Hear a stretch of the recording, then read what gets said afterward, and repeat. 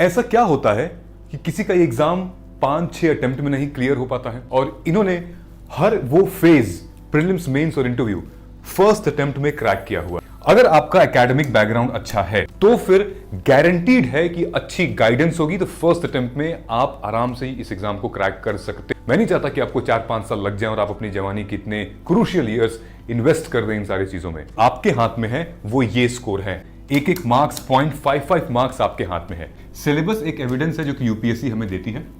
उसी सिलेबस से यूपीएससी हमसे एग्जाम में से क्वेश्चन पूछते हैं।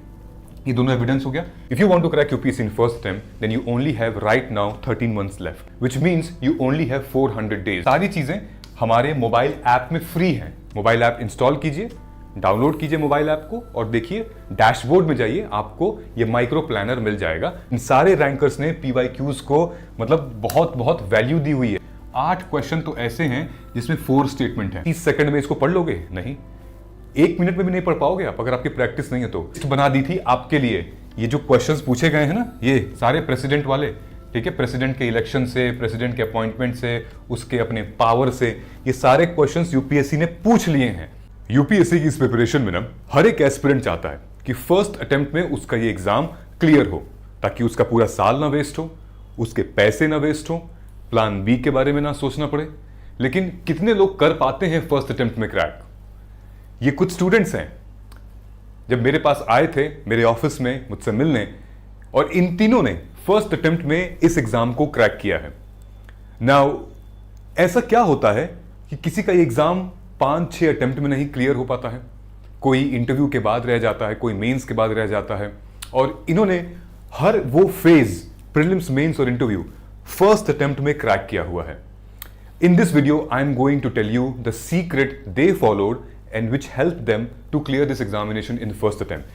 Because you are watching this video and you wanted to prepare for 2027, then please watch this video till the end, क्योंकि ये वीडियो आपका बहुत टाइम सेव तो करेगी, आपका साल बर्बाद होने से बचा सकती है, आपको रियलिटी को फेस करना सिखा सकती है, आपका पैसा सेव कर सकती है और आपका सपना जो है कि मुझे इस एग्जामिनेशन को फर्स्ट अटेम्प्ट में क्रैक करना है वो पूरा हो सकता है। Okay, so watch this video till the end. I'm going to debunk T-code, how they have done it. मैं सिर्फ और सिर्फ उसी की बात करूंगा जिस वजह से आपका पहले अटेम्प्ट में इस एग्जामिनेशन को आप क्रैक कर सको, और कोई बात नहीं होगी। ये है आदित्य धीमान, फर्स्ट अटेम्प्ट में क्रैक किया है। ये अभिजीत, फर्स्ट अटेम्प्ट। युक्ति, फर्स्ट अटेम्प्ट में क्रैक किया है। ऋतुराज अर्पित, फर्स्ट अटेम्प्ट में इस एग्जामिनेशन को क्रैक किया है, यूपीएससी सीएससी 2025। गरिमा जैन 118 रैंक फर्स्ट अटेम्प्ट में। आस्था सिंह फर्स्ट अटेम्प्ट में। देन मुदिता बंसल फर्स्ट अटेम्प्ट में जॉब के साथ क्रैक किया है। और राइट, ऐसा क्या इन लोग कर रहे हैं? और हर साल कोई ना कोई ऐसे कैंडिडेट आते हैं जो कि मतलब भीड़ को चीरते हुए, सारे डाउट्स को फोड़ते हुए फर्स्ट अटेम्प्ट में इस एग्जाम को क्रैक कर लेते हैं। ऐसा अलग क्या करते हैं भाई वो? और कुछ लोग ऐसा क्या करते हैं जो कि इस साइकिल में फंसे चले जाते हैं, फंसते रहते हैं और नहीं हो पाता है। आइए देखते हैं, डिटेल में समझते हैं। सबसे पहले तो मैं इन तीनों के बारे में आपको बताता हूं, इनके बैकग्राउंड के बारे में, इनके ऑप्शनल के बारे में, इनकी प्री, मेंस और इंटरव्यू की स्ट्रैटेजी के बारे में बताता हूं। ओके, उसके बाद फिर हम लोग चलते हैं एक डिटेल एनालिसिस पे। ऑलराइट, ध्यान से देखिएगा, आपको शायद कुछ कनेक्शन फील होगा। आज इस वीडियो को देखकर आपको बहुत बहुत प्राउड भी फील होगा कि यार मुझे ये नॉलेज पता चल गई है। ये रॉ एंड रियल नॉलेज है, इसमें कोई पॉलिश नहीं है, एकदम रॉ एंड रियल है। आप अपने पेरेंट्स के साथ शेयर कर सकते हो, आप किसी अपने फ्रेंड के साथ शेयर कर सकते हो जो कि ये एग्जाम देने वाले हैं, अटेम्प्ट देने वाले हैं। ऑलराइट, ध्यान से देखिएगा, आदित्य का ये फर्स्ट अटेम्प्ट है, 753 रैंक इनकी आई हुई है, ठीक है, 753 रैंक आई हुई है।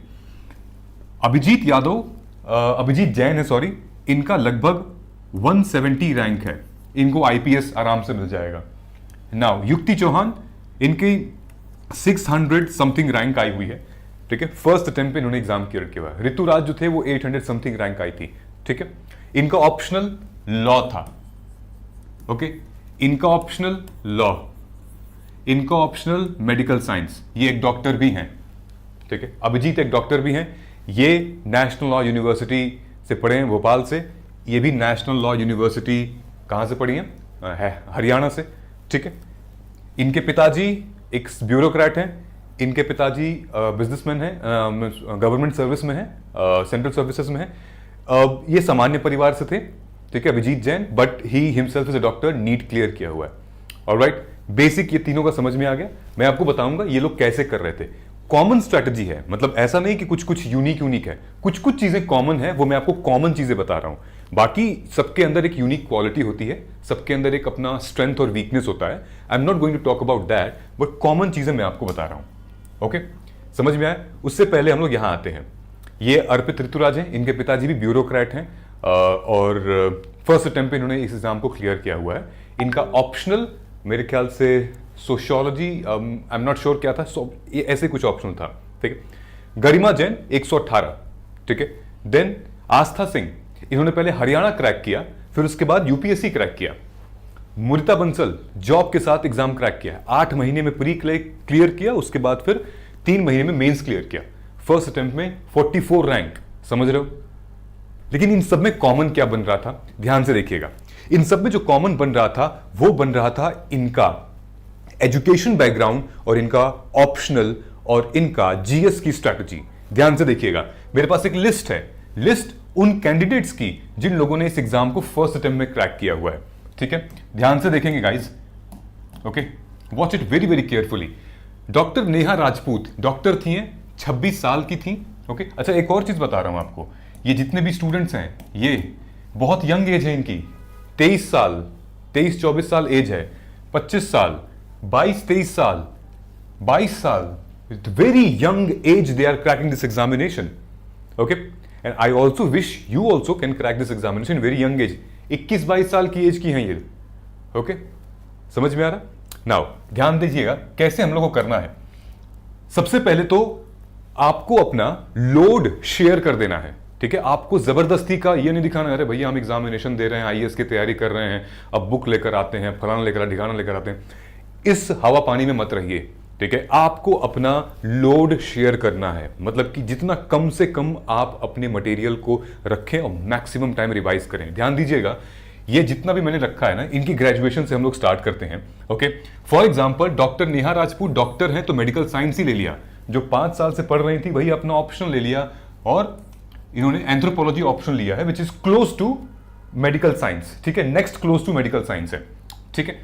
आस्था सिंह जो कि इनका बीए ऑनर्स इकोनॉमी एसआरसीसी से इन्होंने किया था, वही अपना ऑप्शन ले लिया, ठीक है। उससे पहले इन्होंने हरियाणा पीसीएस का एग्जाम दिया और क्रैक किया, असिस्टेंट एक्साइज टैक्सेशन ऑफिसर लग चुकी थी हरियाणा में, उसके बाद फिर यूपीएससी दिया, जैसे अभी हरियाणा का एग्जाम आने वाला है और वैसे ही यूपीएससी का एग्जाम आने वाला है मई में। Garima Jain BSc honours in zoology और masters in zoology Miranda House से, और ऑप्शनल भी जूलॉजी लिया है, ठीक है।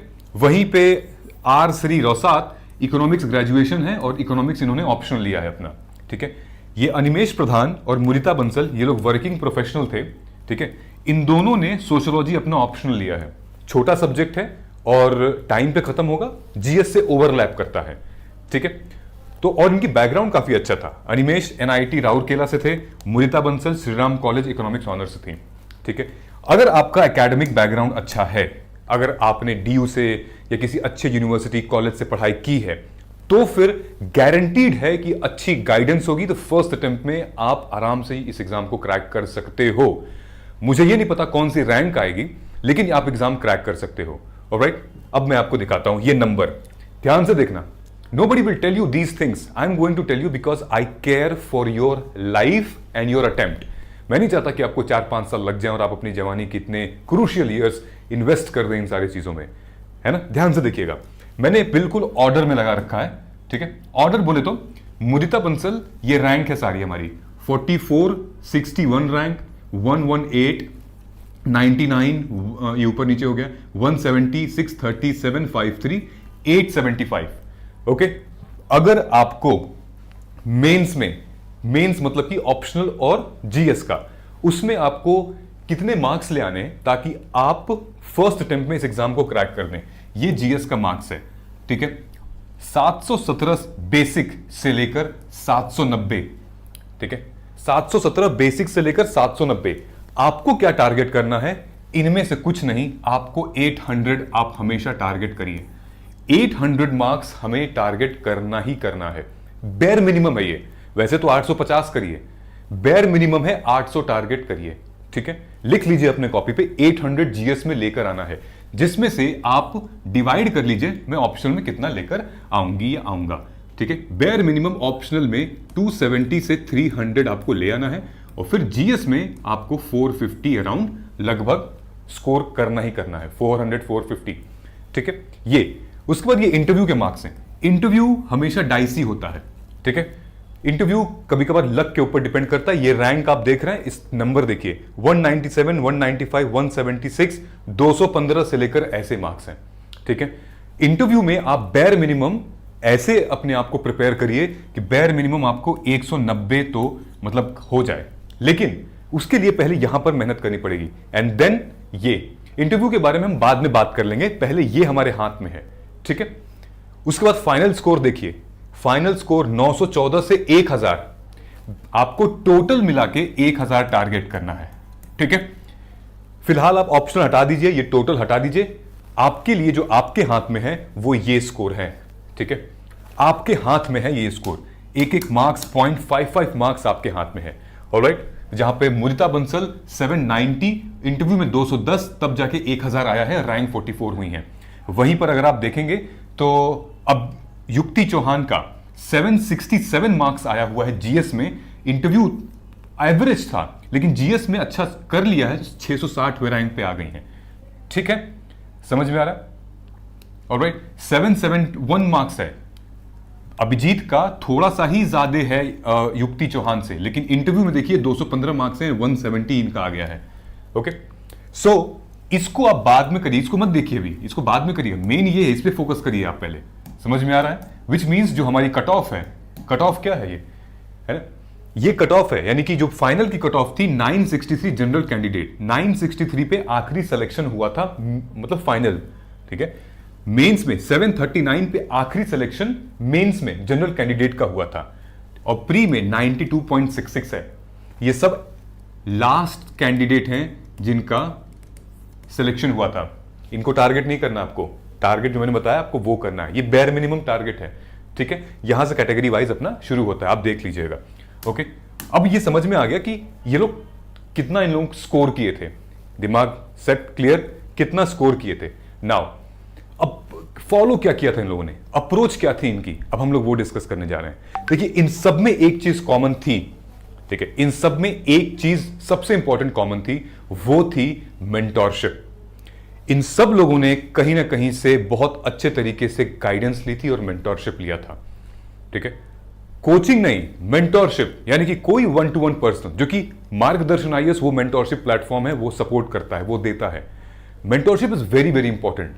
क्या करना है, कैसे करना, इन सबके पास थी और इन सबके टेस्टिमोनियल्स भी हैं, सबने ली है मेंटोरशिप। ठीक है, फॉर एग्जाम्पल 21 अप्रैल को, इस 21 अप्रैल को सिविल सर्विसेज डे है और उस दिन हम लोग लॉन्च कर रहे हैं MAGP, मार्गदर्शन assessment and guidance program for 2027। 1-to-1 personal mentorship के साथ पूरा mains ready program plus prelims ready program include रहेगा इसमें। This is available in English and as well as in Hindi. 2 variant हैं MAGP के, एक ये है और एक है MAGP प्लस। ये प्लस का साइन देख रहे हो, प्लस में डिफरेंस ये है कि आपको हार्ड कॉपी मिलेगी, आपके घर तक डिलीवर होगी। आप आइए लेके जाइए या तो हम पहुंचा देंगे आपके यहां। सारी बुक्स जो हमारे पास हैं, मेंस की, प्री की, PYQ वगैरह, शॉर्ट नोट्स, सब आपके घर पहुंच जाएगी। ये दोनों में डिफरेंस है। ठीक है, इन दोनों के फीस में क्या डिफरेंस है, ये डिस्काउंट के बाद आपको 19,999 का पड़ेगा और ये डिस्काउंट के बाद आपको 24,999 की पड़ेगी। दोनों की वैलिडिटी 2 साल तक है। हम नहीं छोड़ेंगे आपको 2 साल से पहले, आप भले छोड़ दें, हम आपको 2 साल से पहले नहीं छोड़ेंगे। और रिगरस ट्रेनिंग होगी, यानी कि मेंस रेडी की, प्रीलिम्स रेडी की, उसके बाद फिर से मेंस की। समझ रहे हो, यहां से लेकर दिसंबर तक, फिर जनवरी से लेकर मई तक, फिर मई से लेकर जून तक, ये पूरे 2 साल की जो साइकिल है वो हम लोग साथ में गुजारेंगे। समझ में आ रहा है? क्लियर है? अब देखिए, और नीचे कमेंट सेक्शन में लिंक दिया हुआ है 1-to-1 मेंटोरशिप का, जाइए उसको फिल कीजिए। If you want to clear this exam in the very first attempt, चाहे आप वर्किंग हैं, चाहे कॉलेज में हैं, या फिर आप मतलब ड्रॉप लेकर तैयारी कर रहे हैं, मेक श्योर। अब ध्यान दीजिएगा ये लोग करते क्या थे। नंबर 1, ये लोग अटैक करते थे सिलेबस पे।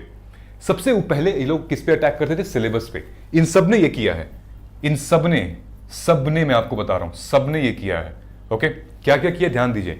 सिलेबस को डिकोड करते थे, कैसे करते हैं मैं आपको बताऊंगा। उसके बाद उसी सिलेबस से पीवाईक्यू, कैसे कैसे क्वेश्चंस आए हुए हैं previous year question paper.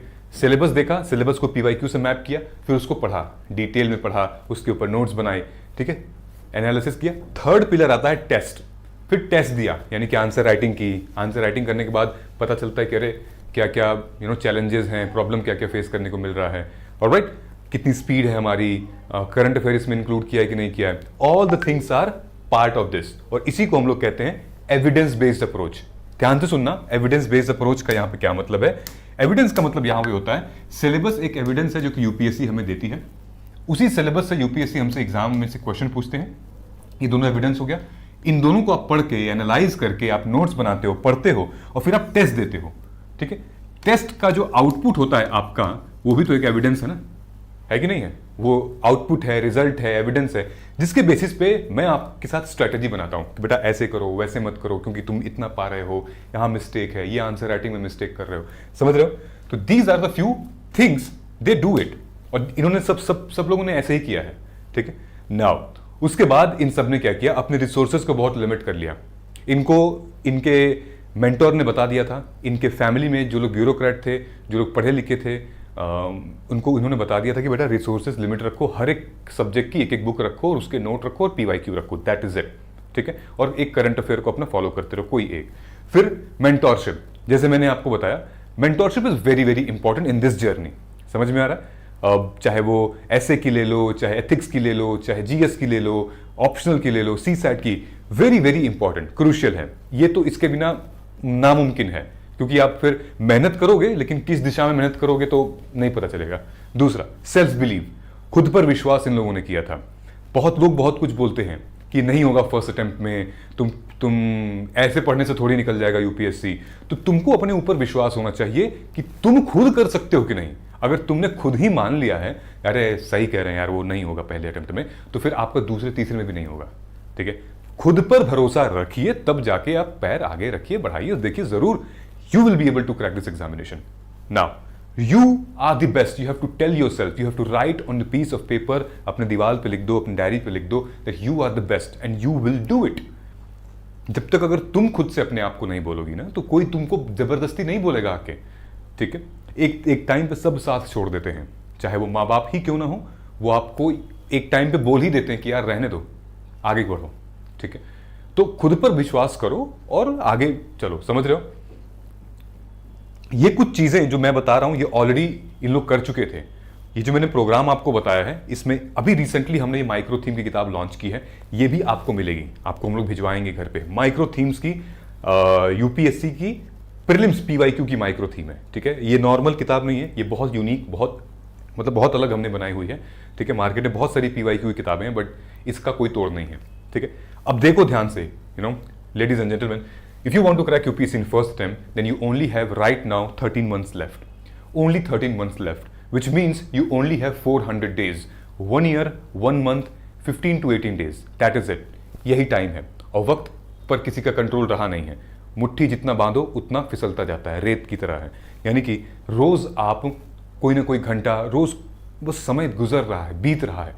Today is the right time, अभी बहुत अच्छा मौका है। डोंट थिंक कि तुम प्री के बाद कर लोगे, जून में कर लोगे, जुलाई में कर लोगे, फलान ठिकाना, ठीक है। हमारे मेंटोरशिप की खास बात पता है क्या है, आप कहीं से भी फाउंडेशन कर रहे हो, कर चुके हो, तब भी आप हमें ज्वाइन कर सकते हो, because mentorship is a layer above then the foundation, okay. Now 400 दिन बचे हुए हैं, ठीक है। उसको 8 आवर्स से मल्टीप्लाई करोगे तो आपके पास 3200 आवर्स बचेंगे, जो फुल टाइम एस्पिरेंट हैं, जो कि गैप लेके तैयारी कर रहे हैं, ड्रॉप लेके तैयारी कर रहे हैं, 3200 घंटे हैं, ठीक है। 400 को अगर आप 8 से मल्टीप्लाई करोगे, only 3200 hours left, which is very very optimal. अब धीरे धीरे कम होते जा रहे हैं। वहीं जो वर्किंग प्रोफेशनल हैं या कॉलेज के साथ हैं, उनके पास सिर्फ 2000 घंटे हैं, यानी कि डेली अगर आप 5 घंटे दे रहे हो तो लगभग ऑलमोस्ट हाफ है। इनको तो ज्यादा एफर्ट मारना है, ठीक है। सब प्रॉब्लम यहां पर क्या आती है, टाइम मैनेजमेंट। यहां पर क्या आता है, प्रेशर को कैसे मैनेज करें, मतलब इतना सारे डिस्ट्रैक्शन है, उसको कैसे मैनेज करें। यहां पर आता है कि रिसोर्स का मतलब कैसे शॉर्ट में सब कुछ कवर कर लें। दोनों की स्ट्रैटेजी अलग है, ठीक है, समझ में आ रहा है। ये मैंने आपके लिए टाइम टेबल क्रिएट कर रखा है, ठीक है। और इनका सबसे अच्छा जो ये रैंकर्स हैं जिन्होंने फर्स्ट अटेम्प्ट में क्रैक किया, इनका सबसे इंपॉर्टेंट चीज पता है क्या है? सब कुछ करने के बाद तब टाइम टेबल क्रिएट करते हैं, अपनी स्ट्रेंथ पे क्रिएट करते हैं। समझ में आ रहा है? तो मैंने यहां पे डिटेल में बनाया हुआ है ये टाइम टेबल। ऑलरेडी ये टाइम टेबल हमारे मोबाइल ऐप में अवेलेबल है। मैं आपको एक सैंपल दिखाता हूं इस टाइम टेबल का, ठीक। और कुछ इस तरीके से हमने इस टाइम टेबल को प्रिपेयर किया है। ये देखिए, ये प्लानर है, micro planner, subject wise allocation with study resources के साथ, become mains ready before prelims, ठीक है। 1 प्लान, 1 अटेम्प्ट, 1 क्लियर डायरेक्शन, ये मैंने यहां पर भी मेंशन किया हुआ है। हिस्ट्री को कितना दिन देना है, ठीक है। फिर उसके बाद ये सारी चीजें हमारे मोबाइल ऐप में फ्री हैं। मोबाइल ऐप इंस्टॉल कीजिए, डाउनलोड कीजिए मोबाइल ऐप को और देखिए डैशबोर्ड में जाइए, आपको ये माइक्रो प्लानर मिल जाएगा विथ हमारे ब्रोशर के साथ। यहाँ पे सारे चैप्टर्स दिए हुए हैं, एनसीईआरटी के कौन सा चैप्टर पढ़ोगे, रिसोर्सेज कौन से हैं। ये प्लानर है कि अगले 400 दिन में तुम्हें क्या करना है, डेली क्या करना है, ओके। सो तुरंत जाके इस प्लान को डाउनलोड नहीं करना है, पहले समझ लीजिए। समझ रहे हो? मतलब आपके पास है, कहीं जा नहीं रहा है, आप इसको डाउनलोड कर सकते हो, no problem, but understand first, think about it कि आपको कैसे इसको यूटिलाइज करना है, कैसे मेरे को ये फॉलो करना है, कौन से सब्जेक्ट को अपने प्रायोरिटी देनी है। डेली में मेरा डेली का स्केड्यूल क्या होगा? ऑप्शनल 1 पढ़ूंगा, फिर जीएस पढ़ूंगी, ठीक है, 2 हो गया, फिर करंट अफेयर 1 घंटे की क्लास लगेगी, ठीक है। ऐसे करके चलेंगे, या फिर मैं 2 सब्जेक्ट एक ही दिन लूंगी, वीकेंड पे ऑप्शनल करूंगी। मतलब ये चीज पहले क्लियर हो जानी चाहिए, उसके बाद फिर हम आगे टाइम टेबल अपना फॉलो करते हैं, ठीक है। कौन सा सब्जेक्ट पहले उठाना है, सब्जेक्ट उठा के क्या पढ़ना है, उसमें पढ़ने का तरीका क्या होना चाहिए। किताब खोलने के बाद हम नहीं सोचेंगे बैठ के कि अरे यार अब इसमें से क्या पढ़ें क्या नहीं पढ़ें, ठीक है। पहले ही सोच लेंगे कि हमें इस टॉपिक, इस चैप्टर से क्या क्या पढ़ना है। ये सब कैसे होगा? ये सब सिलेबस और पीवाईक्यू को एनालाइज करके होगा, ठीक है। एंड ये सब करने की आपको, मतलब अगर आप कर सकते हो तो बढ़िया है, नहीं तो फिर जरूरत नहीं है। I am there for you, I will tell you कि क्या करना है क्या नहीं करना है। समझ में आ रहा है? ये हमारे ब्रोशर है, MAGP 2027 का ये ब्रोशर है और डिटेल में मैंने दिया हुआ है। यहाँ पर ये भी लिखा है the UPSC reality check map, you know, कि पहले पहले कॉन्फिडेंस बहुत होता है लेकिन क्लैरिटी नहीं होती है। मजा आता है पहले इस प्रिपरेशन में, लेकिन जब धक्का लगता है तो चीजें नीचे गिरते हैं हम, और जब नीचे गिरते हैं तो हम आपको उठाते हैं। मार्गदर्शन यहाँ से आपको लिफ्ट करके एक गाइडेंस, एक स्लोप ऑफ क्लैरिटी की तरफ लेकर जाता है, जहाँ पे कॉन्फिडेंस और क्लैरिटी दोनों ग्रो करते हैं, ठीक है। सेम ये, you don't need full syllabus, you need right themes, ठीक है। तो थीम पे काम करना है हमको टॉपिक पे काम करना है। PYQs are the very very important. इन सारे रैंकर्स ने पीवाईक्यूज को मतलब बहुत बहुत वैल्यू दी हुई है, होना भी चाहिए, ठीक है।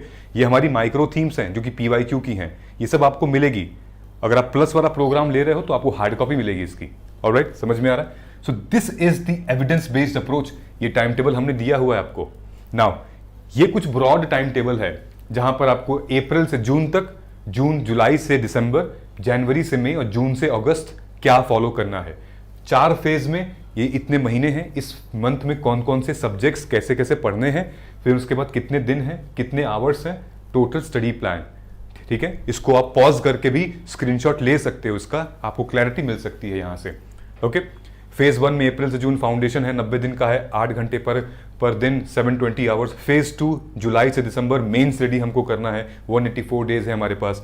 जनवरी में प्रीलिम्स रेडी है, उसके बाद प्री क्लियर हो जाएगा तो हमारे पास 88 डेज है लगभग यूपीएससी 2027 मेंस के लिए, ठीक है।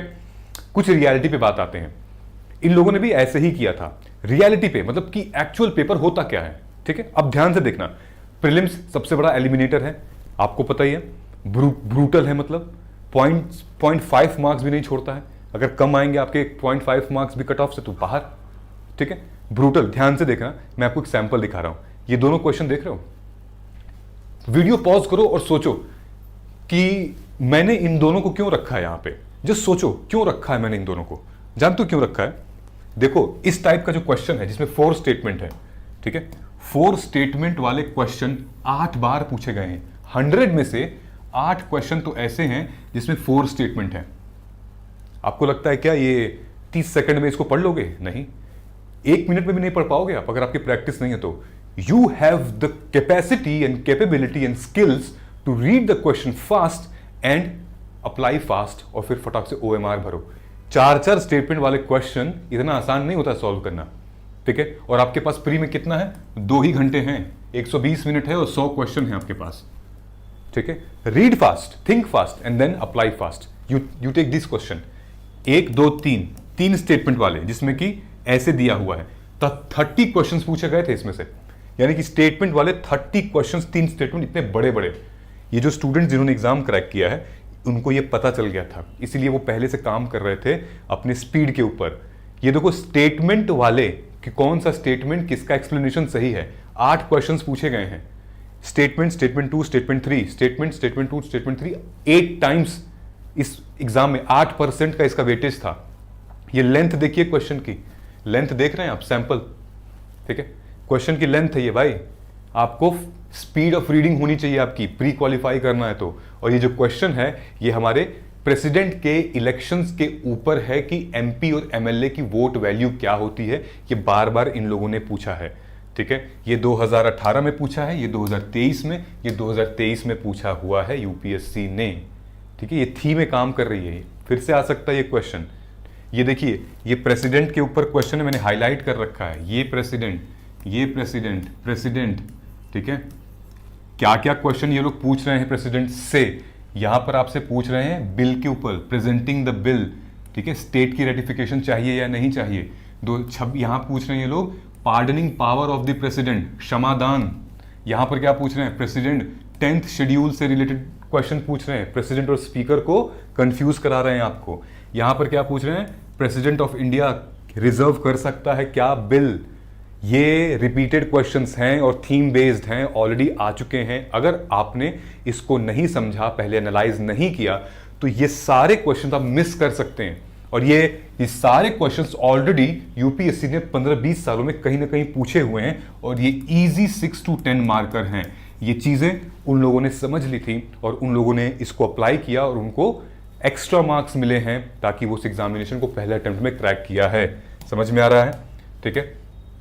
ये मैंने लिस्ट बना दी थी आपके लिए, ये जो क्वेश्चंस पूछे गए हैं ना, ये सारे प्रेसिडेंट वाले, ठीक है, प्रेसिडेंट के इलेक्शन से, प्रेसिडेंट के अपॉइंटमेंट से, उसके अपने पावर से, ये सारे क्वेश्चंस यूपीएससी ने पूछ लिए हैं। और अगर तुमने इसको नहीं पढ़ा है तो तुम एग्जाम नहीं क्रैक कर पाओगे फर्स्ट अटेम्प्ट में। फिर तुमको रियलाइज होगा कि अच्छा ये मिस्टेक थी मेरी, अब मेरे को ये करना चाहिए।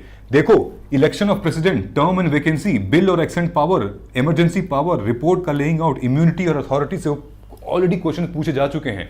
अब आपकी रिस्पॉन्सिबिलिटी पता है क्या है, बीइंग ए मेंटोर मैं आपको बता सकता हूं कि गवर्नर के ऊपर क्वेश्चन पूछे जा सकते हैं, सेम थीम पे स्पीकर के ऊपर क्वेश्चन पूछे जा सकते हैं, वाइस प्रेसिडेंट के ऊपर क्वेश्चन पूछे जा सकते हैं। यहां पे समझ में आ रहा है। सो ये सेक्शन है, ऐसे डिकोड करते हैं हम लोग, ठीक है। You only have 2 hours in the examination, UPSC want you to think fast, fearless decision making करना है, आपको प्रेशर से हैंडल करना है, मल्टी डायमेंशनल थिंक करना है, आपकी एक्यूरेसी ज्यादा होनी चाहिए आपकी अटेम्प्ट रेट से, ठीक है। देन कंसेप्चुअल क्लैरिटी चाहिए आपको, रट्टाफिकेशन नहीं चाहिए आपको, एंड साइमल्टेनियसली टाइम मैनेजमेंट की मास्टरी चाहिए आपको। 1-1 मिनट आपके लिए इंपॉर्टेंट है, इसके लिए आपको रिहर्सल करना पड़ेगा एग्जाम से बहुत पहले, समझना पड़ेगा। It's not an easy exam, और जिंदगी भी तो कोई आसान थोड़ी होती है, जिंदगी भी तो टफ होती है ना। पूछो अपने पापा मम्मी से, ask your parents, ask your relatives, life is not easy, easy बनाना पड़ता है। Examination is also not easy, easy बनाना पड़ता है मेंटालिटी के साथ, कुछ सब्र करके, कुछ बहुत सारा सेक्रीफाइस करके। Okay, it's not an easy exam, but you have to make it easy, right. समझ में आ रहा है। This should be your level of note making. सब लोग यहां से शुरू करते हैं और यहां खत्म करते हैं जो क्रैक करते हैं। NCERT class note, standard book की नोट्स होती है, फिर हमारी PYQ test series based notes होती है, फिर उसके बाद आता है हमारा 1 पेजर नोट्स लास्ट में। हम लोग डायमेंशन वाइज पूरे का पूरे कवर करते हैं 1 पेज के लिए, ठीक है। ये हमारा कंटेंट है, ऐसे 1 पेजर नोट क्रिएट होता है। जैसे वो स्टूडेंट ने बनाया था ना, मैंने बताया था economic impact of British rule, याद है, अभी बताया था economic impact of British rule, student ने उसी के ऊपर नोट्स बनाए हुए हैं, ठीक है। ये इंट्रो है, ठीक है। यहाँ पे लिखा हुआ है डिस्ट्रक्शन ऑफ इंडस्ट्रीज, ठीक है। फिर उसके बाद स्टेजेस ऑफ कॉलोनियलिज्म, कौन कौन से स्टेज थे कॉलोनियलिज्म के, ये सब उसने बनाए हुए हैं, ठीक है। फिर उसके बाद इमरजेंस ऑफ इंटरमीडियरीज, ठीक है। फर्स्ट फेज कब था, period of merchant, second phase कब था, फ्री ट्रेड कॉलोनियलिज्म का, ये सब इसने बनाया हुआ है और यहीं से मेंस में क्वेश्चन आ गया था, ठीक है। ये देखिए इन्होंने क्या किया है, बुद्धिज्म को 1 पेज पे पूरा का पूरा मेंशन कर दिया है। बुद्धिज्म, उनका बर्थ कहाँ हुआ था, इंपॉर्टेंट लोकेशन, फिर उसके बाद उनके 5 डिसाइपल्स कौन कौन से थे, अर्थ सत्य क्या है, 4 नोबल ट्रुथ, फिर अष्टांग मार्ग क्या है, ये सब मेंशन किया गया है, टाइमलाइन मेंशन की गई है, यहाँ पे एक पेज में डाल दिया गया है। ठीक है, नेक्स्ट ये हंगर के ऊपर AIR-1 की नोट्स है। ये हंगर के ऊपर ये आपको देखिए, ये हंगर है, हंगर के ऊपर पूरा डायमेंशन वाइज नोट्स प्रिपेयर किया गया है with PYQ and value addition. ये जो चिपका लग रहा है आपको स्टिकी नोट्स, ये वैल्यू एडिशन है, जहां पे स्कीम्स के बारे में बात हो रही है, जहां डेटा के बारे में बात हो रही है। ये करना पड़ेगा आपको, then you will be able to crack UPSC in the first attempt. आसान नहीं है, मेहनत लगेगी, ठीक है, but are you ready for it? बताओ, are you ready for it to मतलब give this kind of effort? You have to do it. It's not an easy exam, but सही गाइडेंस रहेगी तो एग्जाम क्रैक किया जा सकता है। ठीक है, विमेंस एंड इट्स ऑर्गेनाइजेशन 1954 से लेकर टोटल 1975 1979 तक कौन कौन सी ऑर्गेनाइजेशंस विमेंस ने बनाई हुई हैं, स्कीम्स थी जो कि विमेन एम्पावरमेंट किया, विमेन को रिप्रेजेंटेशन में लेकर आया, वो सारी चीजें लिखी हुई थी AIR-1 ने। ओके, स्कीम्स है, इसकी डेफिनेशन क्या होती है, हंगर की डेफिनेशन क्या होती है, स्कीम क्या होता है, ठीक है, और रिपोर्ट्स क्या हैं, ये सारी चीजें मेंशन की हुई थी। ऑलराइट, फॉर एग्जांपल ये मेंस का सैंपल है, ये आप देखेंगे ना हमारा syllabus, salient aspect art form literature architecture, ये देखो सिलेबस में general studies 1 Indian culture will cover salient aspect of art form literature architecture, ये 3 चीजें from ancient to modern time. ये देख लिया। अब हम लोग चलते हैं कि यूपीएससी ने सवाल कैसे पूछे हैं। Salient aspect of art form literature architecture from ancient to modern, exactly वही था, ये हमारे मेंस की PYQ है। ठीक है, अब नीचे चलते हैं। ठीक है, नीचे में आप ये देखो पूरे स्क्रीन पे मैंने डाल दिया है कैसे कैसे क्वेश्चंस आए थे। ठीक, ध्यान से देखना। 2013 से लेकर 2022 तक art from ancient to modern कैसे क्वेश्चंस आए थे, इसी तरीके से आपको पढ़ना है। Number 1 performing arts Indian heritage and culture के अंदर, ये आर्ट है, इंडियन हेरिटेज एंड कल्चर के अंदर आपसे पूछा गया तांडव डांस जो हमारे अर्ली इंस्क्रिप्शन में लिखा गया है उसके बारे में आपको बताना है। ठीक है, दूसरा गांधार का इन्फ्लुएंस क्या है हमारे कला और संस्कृति में, आर्ट एंड आर्किटेक्चर में गांधार का इन्फ्लुएंस, ये सेम चीज यहां पूछी गई है 2014 से लेकर 2019 में, Gandhara art and external influence. Okay, ये दोनों सेम क्वेश्चन। देन उसके बाद प्रिजर्वेशन ऑफ आर्ट हेरिटेज, फिर यहां पे पूछा है rock cut architecture in India. ठीक है, कहां कहां पे हुआ था, the rock cut architecture presents one of the most important sources of our knowledge. अब आप बताइए रॉक कट आर्किटेक्चर इसका कहां कहां पे था, किस टाइम से था, किसके किसके ड्यूरेशन में था। ठीक है, फिर उसके बाद यहां पर कल्चरल एंड एस्थेटिक एस्पेक्ट पूछा गया है इस टाइम, मेसोलिथिक रॉक कट, तो यहां पर भी है ये रॉक कट, यहां पूछा गया है, यहां पे प्रॉपर मेसोलिथिक आर्ट से पूछा गया है। ठीक है, जो पत्थरों पे निशान बनाया करते थे, पता हुआ करता था कि उस टाइम पे सोसाइटी कैसी थी, कल्चरल कैसे थे, कैसे लोग मनाते थे, एक साथ कैसे रहते थे। ऑलराइट, ये सारी चीजें तो ये देखोगे, यही चीज आपको पढ़नी है अपने किताब में। जब आप आर्ट एंड आर्किटेक्चर पढ़ोगे, आर्ट एंड आर्किटेक्चर जब आप पढ़ोगे तो आपको गांधार पढ़ना पड़ेगा, रॉक कट आर्किटेक्चर पढ़ना पड़ेगा, आपको एक्सटर्नल इन्फ्लुएंस क्या है गांधार का वो पढ़ना पड़ेगा, फिर आपको पढ़ना मेसोलिथिक रॉक कट आर्किटेक्चर की स्पेशलिटी क्या है, कहां से इसको लिया गया था। यही सब एग्जाम ओरिएंटेड है और यही चीज उन लोगों ने भी पढ़ी है, यही चीज इन लोगों की भी क्लैरिटी थी जिससे एग्जाम क्रैक किया गया है। ठीक है, और रही बात ये सीसैट की, CSAT is not a last minute paper, this paper takes your chance to write mains, this is a very brutal paper, brutal reality. तो इसको लगभग आपको दिसंबर से नवंबर से स्टार्ट कर देना है, इस पर फोकस करना। ठीक है, क्योंकि ये चांस आप ले सकता है आपका पहला अटेम्प्ट में क्रैक करने का। ठीक, तो अब आपको आई थिंक एक क्लैरिटी आ गई होगी कि भाई करना क्या है। ठीक है, अगर आपने वीडियो को यहां तक देख लिया है तो प्लीज कमेंट कर दीजिएगा कि I am the best, I will clear 2027। Comment कीजिएगा I am the best and I will crack UPSC in 2027, so that ये एक अफर्मेशन है बार बार, क्योंकि आपसे बेहतर कोई नहीं है, ये आपको मानना पड़ेगा। You are the best, you will clear this examination in 2027, but हवा में नहीं। ये सारी जो बातें मैंने आपको बताई है वो ट्रुथ है, रियलिटी है इस पूरे एग्जामिनेशन की, उससे आप आंख बंद करके नहीं तैयारी कर सकते हैं, ये है रियलिटी। ठीक है, आप ऐसे ऐसे लोग मिलेंगे इस एग्जामिनेशन जो आपके कॉम्पिटिटर हैं, जो कि ऑलरेडी सर्विसेज में हैं और आपके साथ कॉम्पीट करेंगे, ऑलरेडी 4 बार मेंस दे चुके हैं, आपके साथ कॉम्पीट करेंगे। समझ में आ रहा है ना? सो अंडरस्टैंड दिस, ठीक है। Comment this, I am the best, I will clear 2027। मुझे बहुत खुशी होगी, मुझे ये पता चलेगा कि चलो कम से कम एक स्टूडेंट तो है जो कि इस रियलिटी के साथ पेपर को क्रैक करना चाहता है, अदरवाइज सब हवा में चल रहे हैं अभी, ठीक है। मिलते हैं आपसे अगले वीडियो में। कोई भी डाउट हो मुझे कमेंट करके बताना, नीचे आपको लिंक दिया हुआ है 1-to-1 मेंटरशिप का, आओ और साथ में इस एग्जामिनेशन को क्रैक करते हैं विद फर्स्ट अटेम्प्ट में, without giving any mistake. Thank you so much, जय हिंद।